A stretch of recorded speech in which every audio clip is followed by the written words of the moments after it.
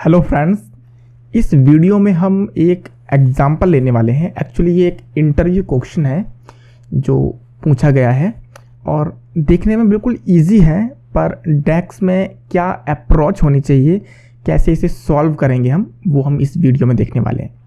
अभी आप स्क्रीन पर देख सकते हैं कि ये एक टेबल है और इस टेबल में एक रीजन कॉलम है, दूसरा प्रोडक्ट कॉलम है और तीसरा सेल्स इन यूनिट कॉलम है।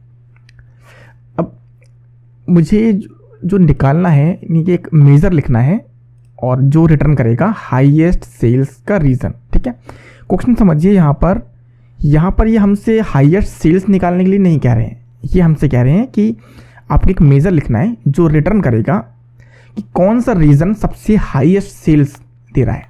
राइट, वो सेल्स का रीज़न आना चाहिए। ठीक है, इसको अप्रोच को लेते हैं, हम चलते हैं अपने पावर बीआई पर। अब क्या करते हैं, इस डेटा को अपनी पावर बीआई फाइल से कनेक्ट करते हैं। ठीक है, मैं इंस्टेड ऑफ क्योंकि डेटा छोटा ही है, मैं सिंपल इसे कॉपी करके यहाँ पर एंटर डेटा में ऐड कर लेता हूँ। ओके, ठीक है, सब कुछ एडिट करते हैं।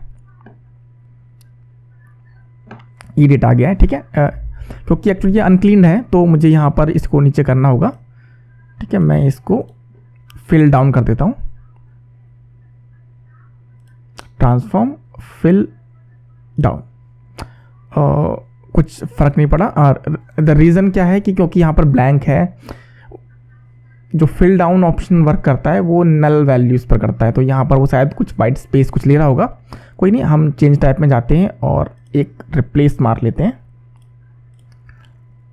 और स्टेप हम फिल डाउन से ऊपर लगाने वाले हैं। नथिंग को हम कर देते हैं नल। ये नल आ चुका है और अब ये फिल डाउन परफेक्टली फाइन हो गया है, सब कुछ ठीक है। ठीक है, अब इसे लोड कर देते हैं।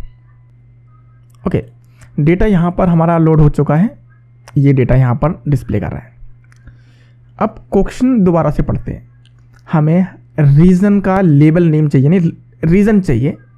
ठीक है, और जिसकी हाईएस्ट सेल्स हो। इसे आप ब्रेक करेंगे टुकड़ों में। सबसे पहले तो रीज़न चाहिए, राइट। जिसकी हाईएस्ट सेल हो छोड़ दो, भी पहले रीज़न चाहिए। तो सिर्फ रीज़न यहाँ पर कैसे आएगा, वो भी मेज़र में। तो यहाँ पर अगर मैं एक मेज़र राइट लिखूँ और यहाँ पर मैं लिखता हूँ वैल्यूज़, और रीज़न की वैल्यूज़ फंक्शन क्या लेकर के आएगा, unique values of reason column. ठीक है, अगर वहाँ पर मल्टीपल भी होंगी तो यूनिक आने वाली है। ठीक है, इसका नाम मैं रख देता हूँ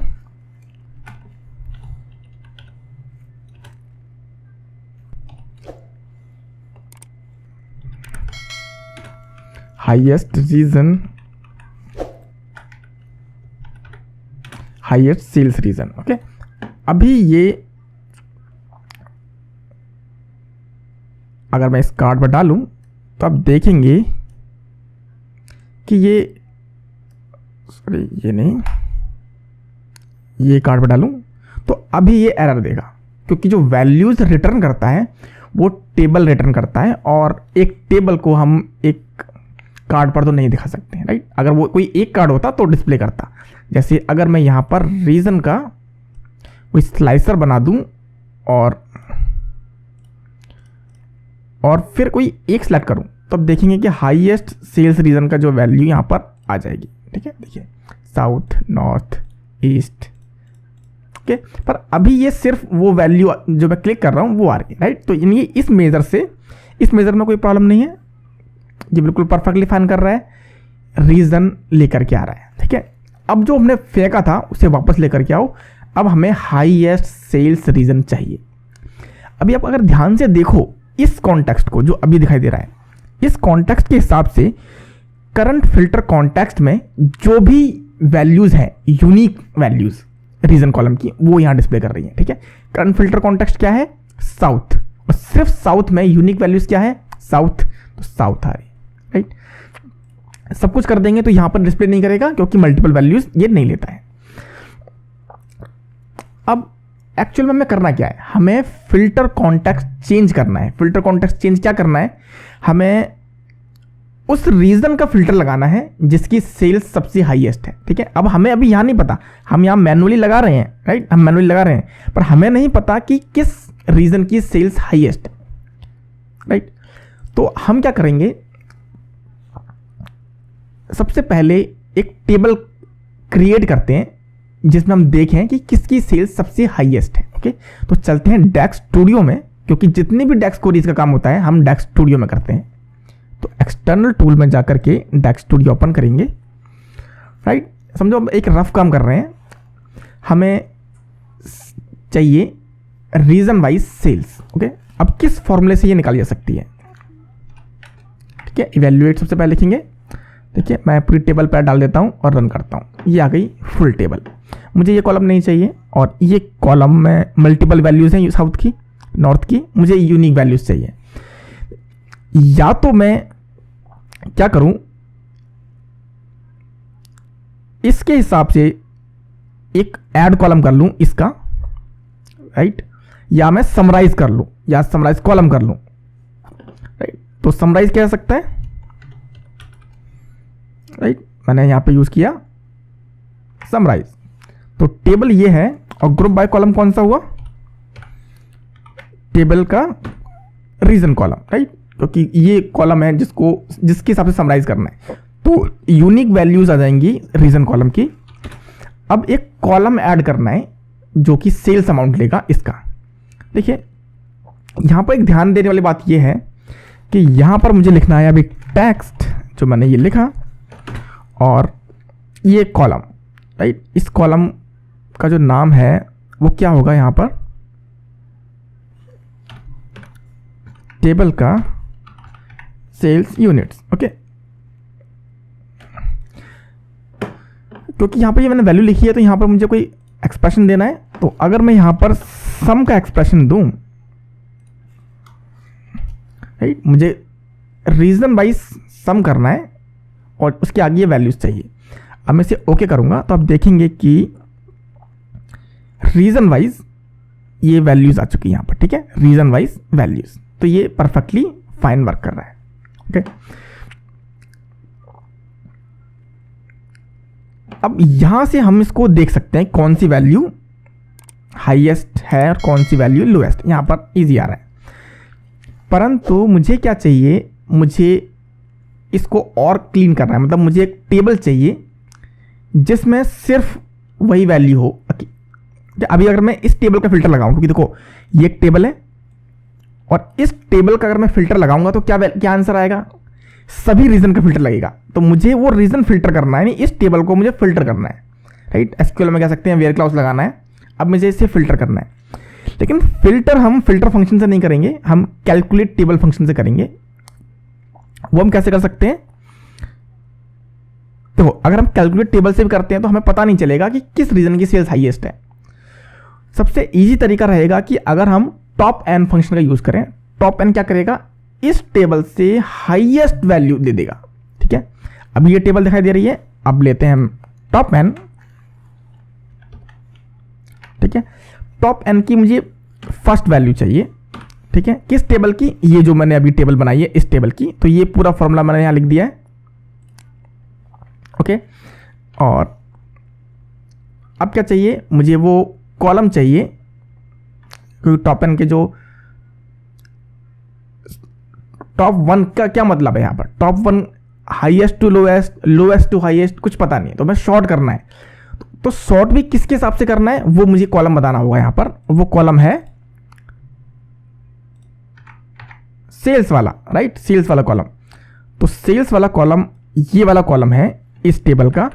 तो अगर मैंने यहां पर इसको इस तरह से लिखूंगा, राइट, और इसको मैंने कर दिया डिसेंडिंग। डिसेंडिंग क्यों, क्योंकि मुझे शॉर्ट करना है इसको, इस टेबल को डिसेंडिंग, यानी कि इसका मतलब ये हुआ कि टेबल को डिसेंडिंग सॉर्ट करो। डिसेंडिंग मीन्स घटते क्रम में।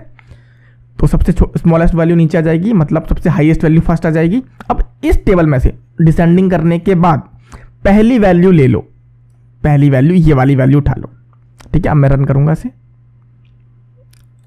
कुछ प्रॉब्लम है, कुछ प्रॉब्लम नहीं है, रन करते हैं। देखिए अब हाई जो ये टॉप वैल्यू जो है हाईएस्ट आ गई इसके अंदर, रीजन ईस्ट सेल्स हाईएस्ट आ गई वैल्यू, राइट। अब क्या इस टेबल का फिल्टर डालेंगे हम, इस टेबल का फिल्टर डाल सकते हैं।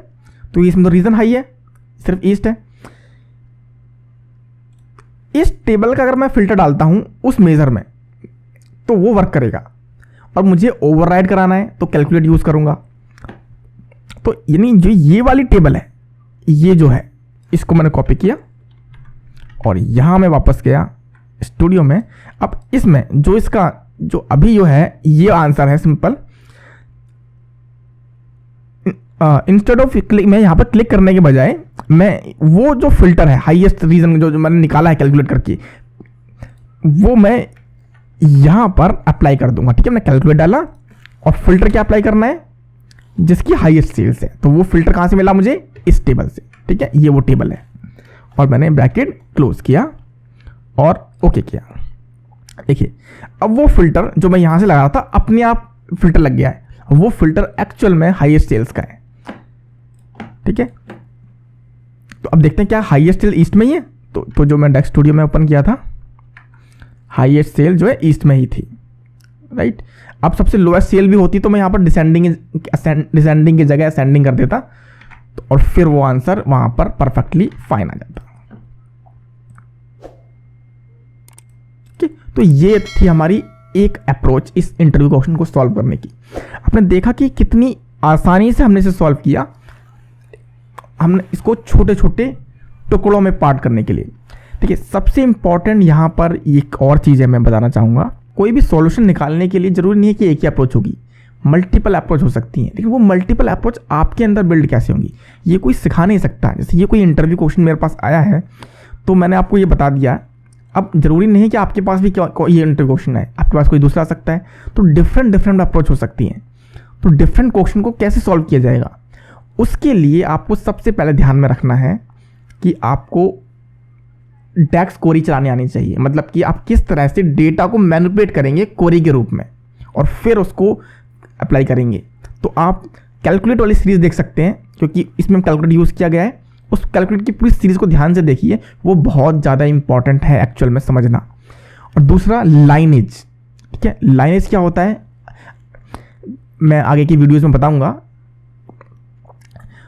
कि किस तरह से लाइनेज की वजह से हम ये फिल्टर, मैंने जो टेबल से फिल्टर लगाया है, ठीक है, तो फिल्टर कॉन्टेक्स्ट क्या होता है, ये सब चीज़ें जो है समझनी ज़रूरी है। ठीक है, हम इसको छोड़ देते हैं, पर ये इंपॉर्टेंट चीज़ें हैं जो मेरे हिसाब से बहुत ज़रूरी है अंडरस्टैंड करने के लिए।